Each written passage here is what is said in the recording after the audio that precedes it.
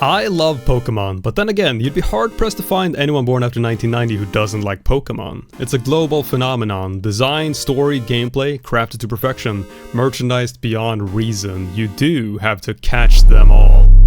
Today, I'm drawing my favorite Pokemon, my dream team if you will, and a trainer version of my persona as well. We're starting out with a sketch, and in the sketch phase, the most important thing I'm keeping in mind is composition and the flow of the piece.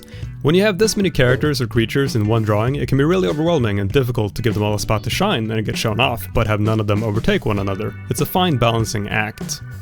I'm also picking Pokemon in a way that would make for a good composition. I know, I clickbaited you a little bit, and I'm sorry, but these aren't my top 6 favorite Pokemon. They are my top 10 though, maybe?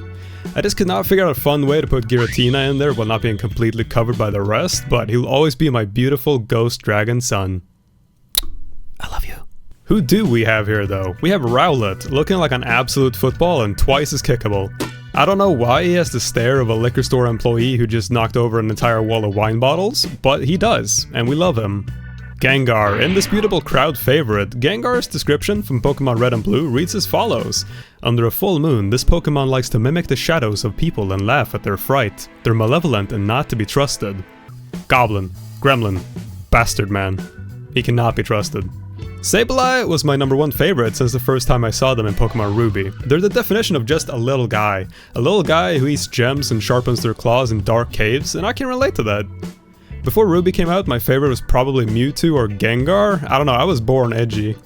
Then a slightly newer favorite, Galarian Yamask. I love this guy, in particular because of his evolution, but I chose to draw the Prevo because the Evo has a slur cleverly disguised in the name, and I don't want to get disintegrated by YouTube.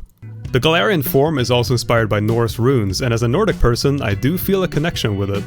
Regieleki, introduced in Gen 8. I honestly know nothing about this big boy or Regidrago, but based on looks alone, they skyrocketed to S tier. My guy looks like a light bulb too angry to die. And saving the sexiest for last, Lugia. He's big, he's shiny, he's beautiful. Something changed within me watching the second Pokemon movie, Pokemon 2, The Power of One. And Lugia gives my boner the power of one. I don't know, just look at him! For my trainer Sona, I'm essentially just revamping my Persona OC in a more Pokemon-friendly style.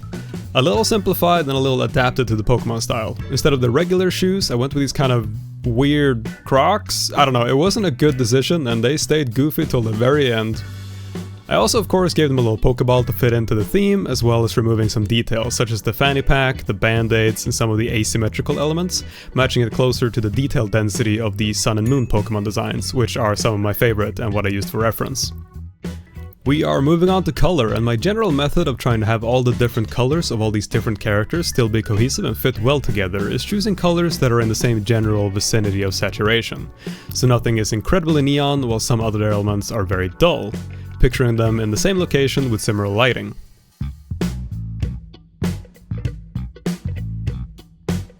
I'm also using a multiply layer with the same shadow color across all the characters, as well as near the end I applied a rim light of the same color, and it really helps bring them all together into the same universe, but we'll get to that later.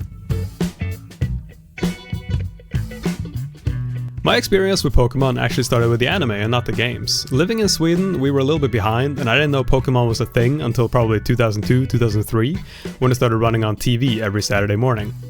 It was amazing. It had more depth and a more interesting style than anything I'd seen on TV thus far, which partially to do with the fact that we didn't have cable and just had the free channels, which rarely showed cartoons, and partially it just being my first anime altogether. It would start a lifelong obsession, and in a way start my career as well. Though my job includes a variety of tasks and art styles, anime is what started my interest in drawing altogether, and while I may attribute more of it to Dragon Ball than I would Pokemon, I didn't get into manga until about 5-6 years later. My first actual Pokemon game was Pokemon Gold on a Game Boy Color that I got for Christmas 2004. My ass didn't know English at all at this point, and back then localization options were grim, so no Swedish in the manual or the game whatsoever. I just kinda figured out everything trial by fire. Do a move, see what it did, associate the name of the move to the action, same as dialogue options. It was magical. The Game Boy Color didn't have barely any built-in light, so I had to sit near the reading light my grandparents had and strain the shit out of my eyes, and the screen wasn't exactly high-res either, but it absolutely felt like the pinnacle of technology at the time. It couldn't possibly get better. But, as we all know, it got better. The difference in graphics from Gold and Silver on the Game Boy Color to Sapphire Ruby on the Game Boy Advanced was crazy. Look at that! The color depth, the saturation, it looks fantastic still to this day. A lot of people smarter than me, and a lot of people dumber than me, have made this exact point, but stylized graphics age way better than realistic ones. If this came out as an indie game today, it would be praised for its art. And then all the other Pokemon games came out as well, with let's just say, varying levels of success in the art department. My current all-time favorite Pokemon game is Pokemon Legends Arceus. Is it the best looking? Absolutely not, but it reinvented the whole series. The catching mechanic and gameplay loop is so fun, and it's exactly what I envisioned it could be as a child watching the anime. I love the landscapes and the setting, it's so peaceful and satisfying to roam the wild and catch Pokemon. But my favorite more traditional Pokemon game that follows the typical loop is probably Fire Red. Boomer take or not, the original 150 Pokemon in a remastered setting is so fun and nostalgic.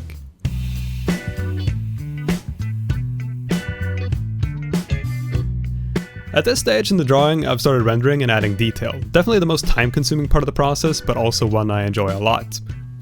It's very therapeutic in a way to have a drawing all figured out and just having to bring it all to completion with thousands of tiny brushstrokes. Throughout the whole piece, I've added a bit of an orange glow along the edges of the shadows, commonly referred to as subsurface scattering, the parts of the skin where light glows through it. Now, it of course doesn't make any sense on some of these surfaces, especially the metallic ones, but given how stylized the piece is, I don't think it's a problem to bend the logic a bit.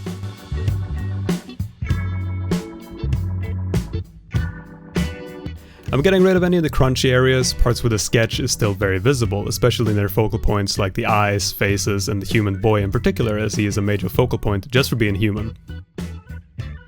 I'm giving their face an extra pass here, almost redoing the eyes from scratch. I wanted to tighten up the lines a bit and give it some extra shine, given that, again, it's the main focal point. So I wanted to really stand out, and I think it turned out really nice.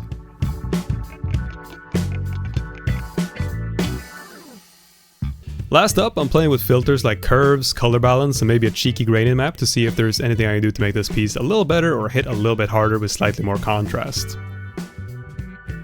And there we have it. I'm very happy with this one. It might not be the most dynamic or technically demanding piece, but it has some of my favorite little guys and it let me experience some beautiful nostalgia, which is always nice. Thank you for watching. The whole painting process for this piece was streamed live on my Twitch channel, on which I'm currently live about 5 days a week doing painting, animation, and 3D. I hope to see you there, and please subscribe here on YouTube as well.